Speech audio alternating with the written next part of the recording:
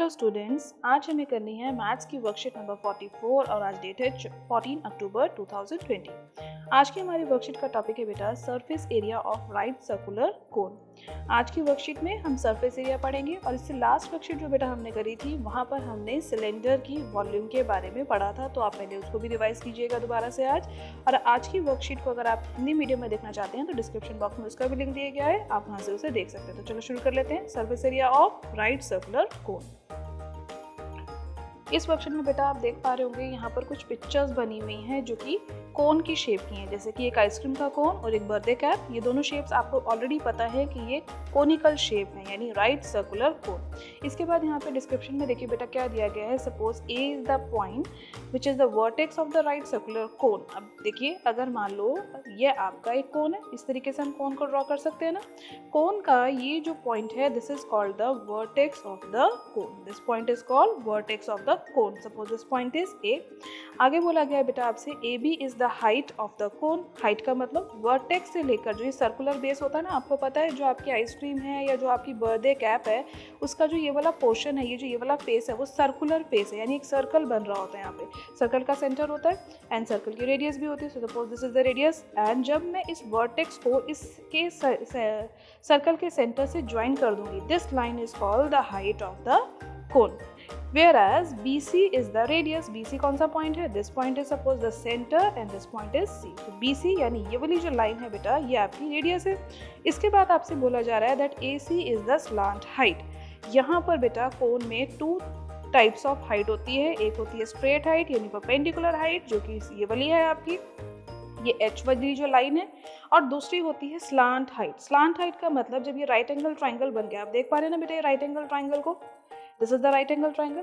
इस right angle triangle में जो ये वाली साइड है यानी जो हाइपोटेन्यूज है, this is the slant height L, जिसको हम L से रिप्रेजेंट करवाते हैं। So this is the cone जिसको हम राइट सर्कुलर कोन भी बोलते हैं, बिकॉज यहाँ पर ये राइट एंगल ट्राइंगल को हम ऑब्जर्व कर पा रहे हैं। तो चलो अब इसका सर्फेस एरिया निकालना सीख लेते हैं।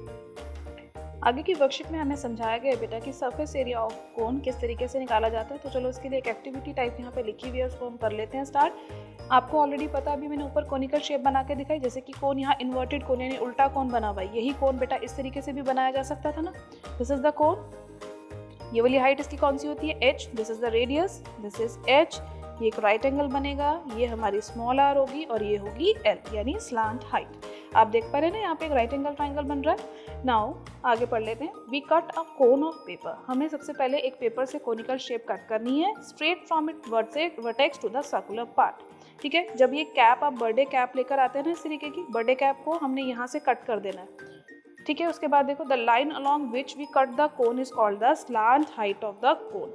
जिस पार्ट से जहाँ से हम इसको कट करके खोल देंगे, जब ये इस शेप में खुल जाएगी जो हमारी कैप थी, तो हम इसको किसके अलॉन्ग खोल रहे हैं? इस वाली लाइन के अलॉन्ग खोल रहे हैं ना। देखिए ये वाली लाइन हमारी क्या होती है? Slant height. तो इसी के अलॉन्ग जब मैं इसको ओपन कर दूंगी, this is my slant height. आगे आपसे बोला गया बेटा the curved portion whose end point are A and B will form the circular base of the cone. देखो ये जो A और B पॉइंट्स यहाँ लिखे हुए हैं, जब इसको कोन को फिर से बना दिया जाएगा तो ये क्या होगा? ये सर्कल ही तो बनाएंगे। ये ऊपर वाला जो सर्कल है ये इसी से तो बनेगा। ये जो ये वाला पोर्शन है इसी से हमारा सर्कल कंप्लीट होगा। If the paper is now cut into 100 of little pieces along the lines drawn from point O। अब देखो यहाँ पर ये छोटे छोटे पीसेस में इसको कट कर दिया। This is the pieces, जो यहाँ डॉटेड पीसेस बने हुए ना, ऐसे छोटे छोटे पीसेस में इसको कट कर दिया। And these pieces are like a triangle। Clearly देख पा रहे हैं आप, ये वाले पीसेस ट्राइंगल की शेप जैसे हैं। और ट्राइंगल का एरिया क्या होता है? Half into base into height. और हाइट क्या है यहाँ पे? L, क्योंकि ये वाली जो लाइन है ये हमारी स्लांट हाइट ही थी, यही इनकी हाइट होगी इन ट्राइंगल्स की। बेस एरिया क्या होगा? ये जो छोटे छोटे से पार्ट हमने लिए हैं, this B1, this B2, this B3, this B4 and so on. ऐसे करते करते बेटा जब हम इस पूरे को ऐड कर लेंगे, इस पूरे को जब हम ऐड कर लेंगे, this will be what?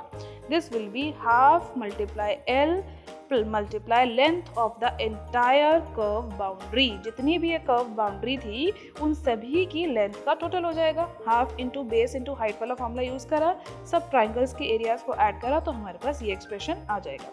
Now B1 plus B2 plus B3 makes the curved portion of the figure, but the curved portion of the figure makes up the entire of the base of the cone। अगर जब हम इसको join कर देंगे, इस shape को हम इसमें कन्वर्ट करवा देंगे, फोल्ड कर देंगे, तो ये जो ये सर्कुलर पोर्शन था बेटा, ये वाला जो सर्कुलर पोर्शन था, ये कोन के लिए किस चीज़ का काम करता है? सर्कल का काम करता है ना। ये सर्कल बना देता है इस तरीके से। इसके टॉप पे जो ये सर्कल बनाए, ये वही सर्कल तो बनाएगा। और सर्कल की बाउंड्री को हम क्या बोलते हैं? पेरीमीटर या फिर सर्कमफ्रेंस ऑफ द बेस हमारा क्या होता है? 2 पाई आर होगा यहाँ पे। तो जो पेरीमीटर ऑफ बेस है कोन के लिए, वही सर्कमफ्रेंस है 2 पाई आर। और जो हमारी यहाँ पर आर है, that is the radius of the base, यानी जो ये सर्कल बनता है इसी की रेडियस को आर से रिप्रेजेंट करवाया गया है। So what is the surface area of the cone? Surface area क्या आ गया? जो ये वाला जो एरिया आया था, इसके अंदर हमने length of the entire boundary की जगह क्या वैल्यू पुट कर दी? 2 पाई आर। हाफ ऑलरेडी देखो यहाँ पे लिखा हुआ था, half into L into 2 pi R. 2 से 2 कैंसिल हो गया, सिर्फ क्या बचा? पाई आर और एल। तो यही हमारा फॉर्मूला आ गया। सरफेस एरिया ऑफ कोन का हमारे पास फॉर्मूला यहाँ पर आ गया, that surface area of the cone is pi R L, and this surface area is the curved surface area. ये है इसका कर्व्ड सरफेस एरिया। अब इसके बाद बेटा आप इस वाले राइट एंगल ट्राइंगल को ऑब्जर्व कीजिए, this right angle triangle. Pythagoras theorem आपको याद है? पाइथागोरस थ्योरम क्या होती थी? Hypotenuse square is equal to base square plus perpendicular square. तो यहाँ पर हाइपोटेन्यूज की जगह पर क्या है? एल, बेस की जगह पर क्या लिखा गया है? आर, और हाइट तो ऑलरेडी हाइट ही लिखी हुई है यहाँ पे। हाइट का मतलब होता है परपेंडिकुलर ही। तो यानी यहाँ पर अगर मैं पाइथागोरस थ्योरम अप्लाई कर दूँ तो what I can get? L square is equal to H square plus R square. तो यही एक्सप्रेशन तो यहाँ पर लिखा हुआ है। स्लांट हाइट का एक फॉर्मूला आ गया हमारे पास, और इसी को रिप्रेजेंट करा हुआ है स्क्वायर रूट डालकर आगे। L is equal to square root of R square plus H square. इसके बाद बेटा आपसे बोला जा रहा है, if the base of the cone is closed then the circular piece of paper of radius r is also required।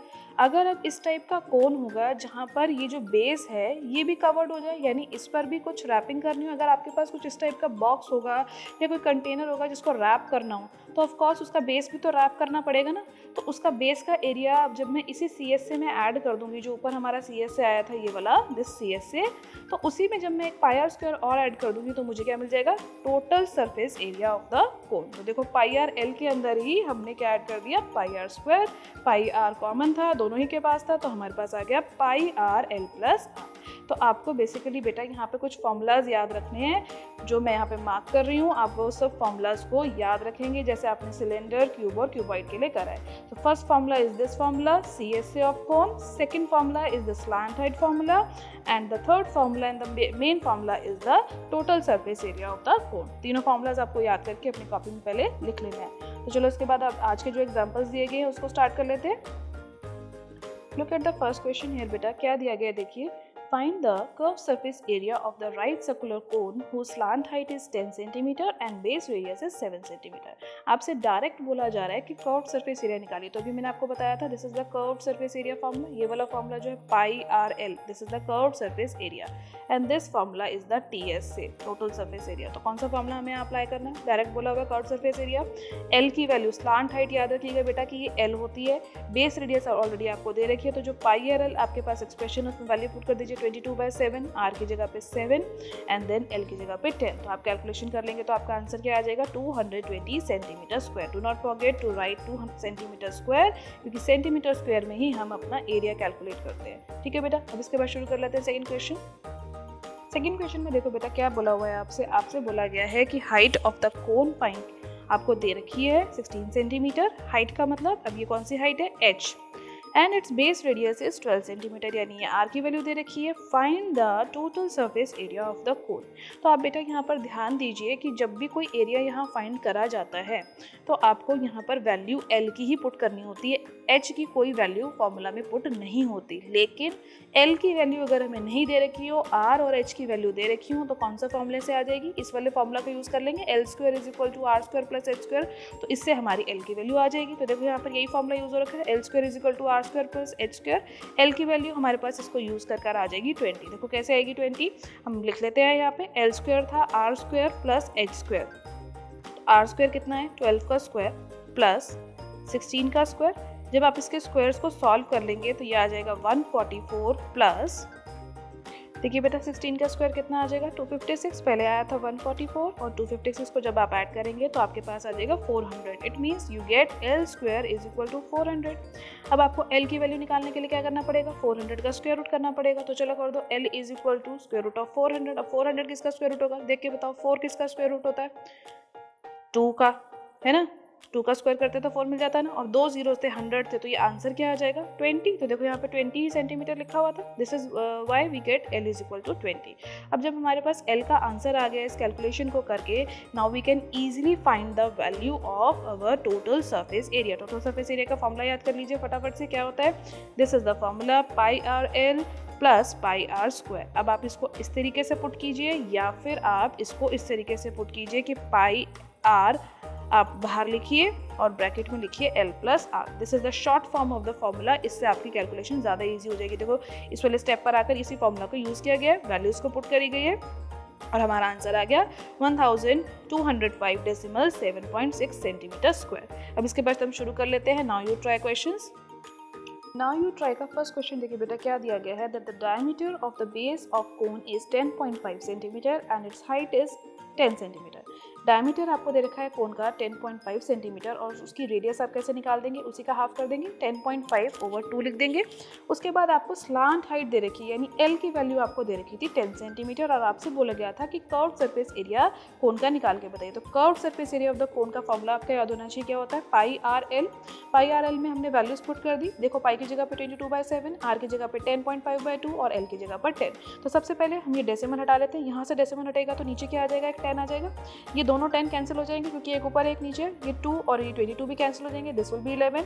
हमारे पास terms देखो बची क्या क्या, हमारे पास बचा 11 मल्टीप्लाई 105/7। अब इसके बाद 7 और 105 भी कट हो जाएंगे, 7 1 7 and this will be again 15। तो हमारे पास आ जाएगा यहाँ पे 11 × 15। इसकी मल्टीप्लिकेशन जल्दी बताइए क्या होगी। मल्टीप्लिकेशन जब आप कर लेंगे तो आपका फर्स्ट क्वेश्चन का फाइनल आंसर आ जाएगा 165 सेंटीमीटर स्क्वायर। सेकंड क्वेश्चन में देखिए बेटा क्या बोला हुआ है, find the total surface area of the cone if its slant height is 21 metre, यानी L की वैल्यू दे रखी है, and its diameter of the base is 24 metre. तो हमें L और D की वैल्यू दे रखी है, तो D की वैल्यू से पहले हमें R निकाल लेना है, इसका हाफ करके रेडियस कितनी आ जाएगी बेटा, 12 आ जाएगी। इसके बाद आपको फॉर्मूला याद होना चाहिए TSA ऑफ कोन का। TSA of cone is pi R bracket L plus R. जब आप इसमें वैल्यू पुट करेंगे तो पाई की जगह पे यू विल पुट 3.14, आर की जगह पर आप 12 पुट करेंगे, L की जगह पे 21 देन 12। एडिशन पहले करेंगे क्योंकि बोर्ड मास का रूल है, तो ब्रैकेट पहले सॉल्व होगा। This will be 33, 12 and 3.14। Final calculation जब आप कर लेंगे तो आपका आंसर आ जाएगा 1243.44 मीटर स्क्वायर। मीटर स्क्वायर नहीं लगाना भूलेगा बेटा क्योंकि आपने एरिया फाइंड किया। आज की वर्कशीट के सभी एग्जाम्पल और सभी क्वेश्चन आप अपनी कॉपी में प्रैक्टिस कीजिए। टाइम से इसकी फोटो क्लिक करके अपने सब्जेक्ट टीचर को सेंड कीजिए। NCERT में आज की वर्कशीट जैसे और भी क्वेश्चन हैं बेटा जिसको आप प्रैक्टिस कर सकते हैं, उसको प्रैक्टिस करना मत भूलिएगा। आज की वर्कशीट की वीडियो आपको अच्छी लगी हो तो लाइक और शेयर जरूर कीजिएगा। चैनल पर पहली बार आए हैं, वीडियो को पहली बार देखा है इस चैनल पे, तो चैनल को सब्सक्राइब करना मत भूलिएगा ताकि आपको अगले आने वाली वीडियो की नोटिफिकेशन टाइम से मिल सके। Thank you for watching students.